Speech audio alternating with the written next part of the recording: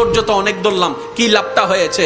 ধৈর্য তো অনেক ধরলাম, কি আমার উপকার হয়েছে? সহ্য করে কি জীবন যাবে নাকি?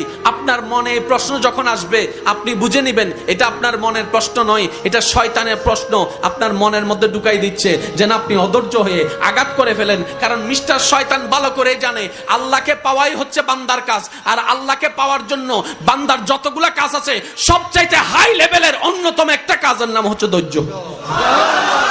তো ধৈর্য দিলে তো আরো আপনাকে কাছে টেনে নিবে, ইতের তো ফেটরার। সেজন্য ও চায় না কেউ ধৈর্য ধরুক, সেজন্য বলে যে বহুত ধৈর্যস্ত আর কি ধরিবি। শয়তানের বলাটাকে আমরা মনে করি আমাদের মনের বলা, এটা আসলে বুঝতে হবে কোনটা আমাদের মনের বলা কোনটা শয়তানের বলা। এবার আপনি শয়তানের কথাটা শুনে ছোট ভাইরে দইলা কলার সাই দইলা মাইরা দিয়েছেন, নাক একটা ফাটাই দিয়েছেন। কার কথা শুনে? জোরে বলতে হবে, কার কথা শুনে? তাহলে দোষীকে শয়তান, দোষীকে।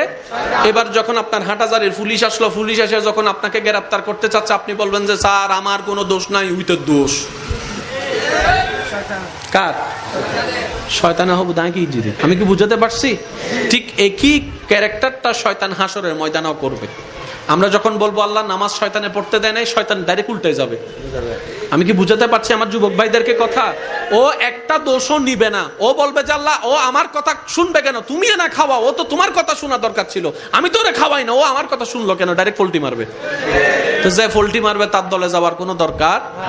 সেজন্য মনে রাখবেন যেখানেই আপনার বিপদ আসবে মনে রাখবেন ধৈর্য ধরার নিয়ামত আল্লাহ আপনাকে দিচ্ছে। কেন? আল্লাহ আপনাকে গুনাহ মাফ করাতে চাচ্ছে, আল্লাহ আপনাকে জান্নাত দিতে চাচ্ছে, আল্লাহ আপনাকে কাছে টানতে চাচ্ছে।